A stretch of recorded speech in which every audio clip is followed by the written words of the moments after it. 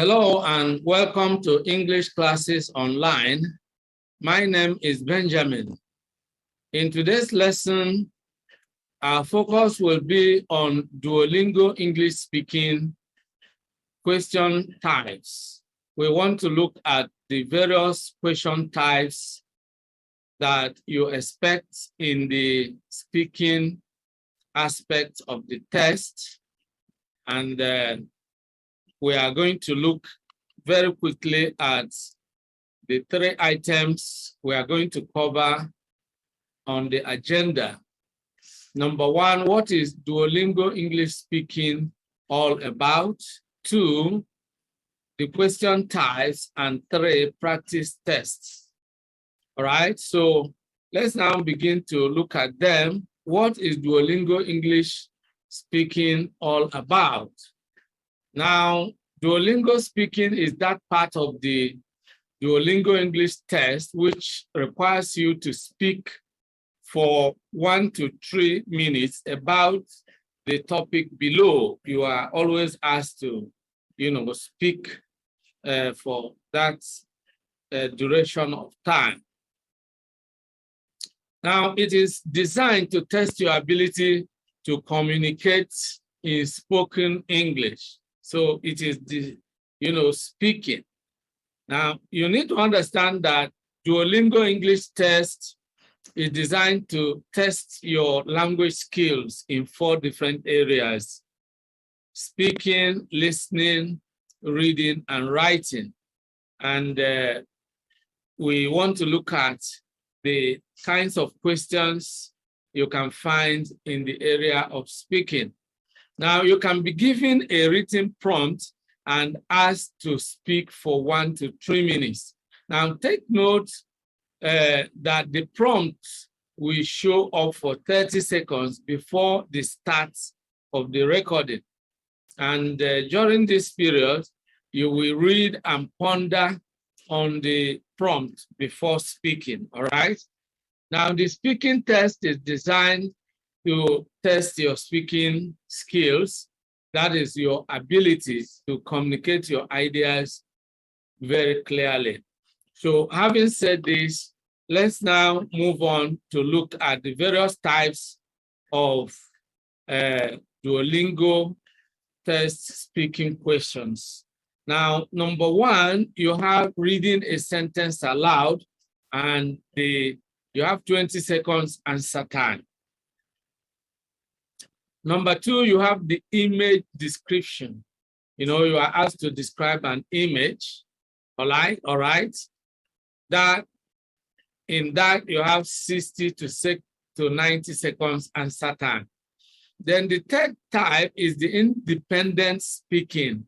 And in one aspect, you can be given a written prompt, 2 questions, 2 written prompts, and the duration of time allowed is between 60 to 90 seconds. Then the other type is also independent speaking, where you have an audio prompt, all right? And it's 1 question you are given. So we are going to look at these various types. Now, one other thing you must understand is that you will, be given these various speaking questions, and each type of questions requires, certain skills, because they are actually designed to test certain skills. So we shall be looking at this one by one. Let's start with reading a sentence aloud. Now, take a look at this. Record yourself saying the statement below. Now, you can see, I want to be certain that they have understood me. That is just a sentence. And so you are asked to read this sentence aloud. Okay? And that's one of the tests. So now, what you must do here is that you must speak it exactly as the words are written. Do not change any words in the sentence. If you add or remove anything, you will lose marks, all right? Number two, you must avoid using fillers words like oh, all right? You need to be fluent. And fluency is about your ability to flow, to let your speech flow uninterrupted, all right? So it's a test of your fluency. So avoid those filler words. And then use, add intonation to your utterances, because English is known for its stress-timed, musical nature that it has, all right? Now, intonation is the rising and falling of the pitch of your voice when speaking. So you should make sure that the pitch of your voice rises and falls. There is this musicality to English speech that characterizes the native speakers' use of English, and then that also is going to be tested. Now, I want to be certain that they have understood me, right? So you need to try to incorporate, aspects of intonation. Then number four, don't speak too fast, all right? So that you won't miss the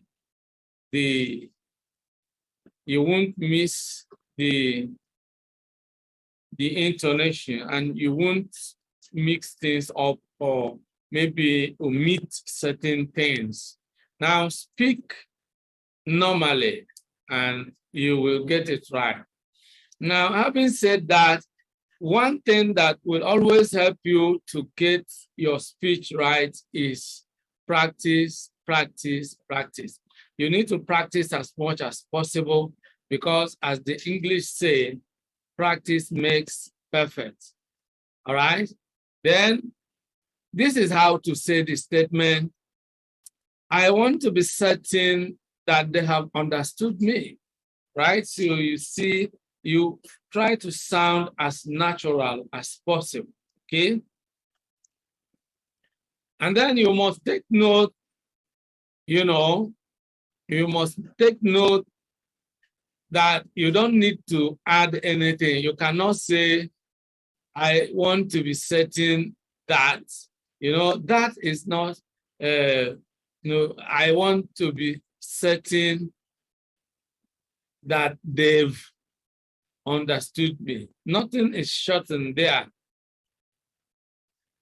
That they have, right? So speak the sentence exactly as it is. Don't shorten a word that is not shortened in the sentence, all right?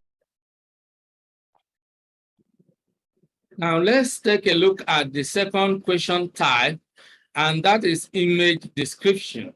Now here you are asked to describe aloud a given image, and what you need to do is to first of all observe the image and understand what it is about before you speak. Another thing you ought to do is to look at the objects in that picture or in that image, look at the structure. When you have a photograph, the photograph captures things within the scenery, depending on what is captured in that photograph. But if you can look at the structure, you begin to describe the objects in that picture with those in the foreground, all right? Then you begin to describe those in the background. That is the right way to describe. And so another thing you ought to do is that you don't just mention the names of the objects you see there, but you need to actually become creative to figure out what is really happening in that picture. So let's try to see, let's take a look at this particular picture and see what is in it. Now, we can begin our description by saying that there are 4 people walking on the beach, and one of them is an adult and 3 are children. All right? The adult is wearing a long dress. So that is a, a good description. Then you can also observe that the 4 people seem to be a family. And this suggests that the mother is going with her 3 kids to the beach. All right? And then you can also look at the object in the middle, which appears to be yellow, and you can say that there is a yellow object in the middle of the picture. All right? So if you can suggest what it is, you can name it. If you cannot, you can just leave it at that. There is a yellow object in the middle of the picture. And you can try to look at the weather and suggest what the weather is like. Is it cloudy? Is it, is it a bright weather? You can say, well, it seems to be a good weather for going to the beach, just something like that. Now, having given this description, then you can look at the beach itself, and you can say that in the foreground, there is a sandy beach. Obviously, that is where they are going. Then beyond the beach, you can see the sky, and that you can describe as object in the background. So you can say that you can see a blue sky in the background, and that pretty well, concludes your description. Now, the important thing is for you to be able to give a meaningful description of the picture. And don't forget, describing what you see is something that is subjective. So you don't have to be worried. It's not a mathematical problem that needs certain formula. You can just be creative and give your own description. All right? So, and with this, we move on to the next question time. 1 is independent speaking. And here you are asked to prepare to speak for at least 30 seconds about the question below. Talk about a hobby or activity that you enjoy doing. See something you enjoy doing. So you have to talk for at least 30 seconds. That means you can speak more than 30 seconds. The rule here is that you should speak as much as possible. You have to talk about a hobby or activity that you enjoy doing. And there are certain questions that should guide your speech. Number 1, what is it? You must mention what it is. All right? That hobby that you enjoy doing, what is it? Is a hobby, mind you. Okay? Is it writing? Is it reading? Is it singing? All right? You need to mention it. What is it? Then the next one is, how long have you been doing it? All right? You can talk about something, a hobby you developed interest in quite recently, or something you love doing right from your childhood. How long have you been doing it? Then the next question is, who do you do it with? All right? So if it's a kind of hobby that you enjoy doing, maybe singing. It could be that you enjoy singing together with some other members of a particular choir, for example, okay? Or if it is reading, perhaps you have a reading group and there is a particular member of the reading group that you enjoy partnering with, you know, and both of you read together. It could be anything. Just think of a hobby, something you enjoy, a hobby or activity that you enjoy doing. Then the next question to guide you is, why is it important to you? Why is it important to you? Perhaps if it is singing, perhaps you want to become a singer. So it's a hobby you want to develop into a vocation, all right? If it is writing, for example, perhaps you want to become a professional writer and you enjoy writing because you have a dream that one day you become a published author. It could be anything, all right? Why is it important to you? Now, the most important thing is for you to take a little time, say 5 to 10 seconds, you know, to read or to listen. In this case, you are given a written prompt. So you read it, okay? You will see the questions on the screen or you hear the video. In this case, the questions are here on the screen. So make sure you understand what you are asked to do. The next thing is that you should focus on the prompts and make sure you answer all the questions to avoid losing marks. There are marks for you when you answer that first question. What is it? For example, you know, although there are a number of, you know, things that I enjoy doing, there is this particular one that I enjoy doing most, and it is singing. You know, you mention it. Then how long have you been doing it? You know, I developed interest in this hobby right from my childhood. And recently, after we had a presentation at the school assembly, I developed greater interest in it because I discovered that it's something that I have a flair for. You know, something like that. Just, you must be creative when you are answering these questions. Then the next one, who do you do it with? You know, you have some friends who are members of the choir and, you know, you enjoy doing it with them.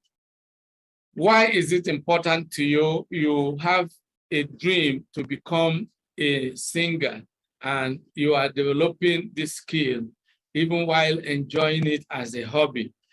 That's just it, okay? Think of something within the few seconds that you are allowed. You organize your thoughts, you think of what you are going to say, and then you start saying it. The important thing for you to win maximum marks, you need to speak as much as possible. Don't just stop halfway, okay? The more you speak, the more marks you are likely to score, okay? Now, you need to, again, avoid filler words, okay? And you need to speak as much as possible. Where necessary, you can give examples, you know. Okay, so now let's move on to the next one, and that is the type of question that requires you to listen and then speak. So this one has an audio prompt or oral prompt, if you like. In this case, you are always asked to speak the answer to the question you hear. You are given a question and you speak to it, okay? Now, the important thing here is for you to listen to the questions. And once you understand it, make sure you understand the question and understand what you are asked to do. Focus on the prompt Focus on what you have been asked to do and make sure you answer all the questions to avoid losing marks. This is very important. Again, you need to avoid filler words. You need to speak as much as possible, and where necessary and where possible, you can give some examples.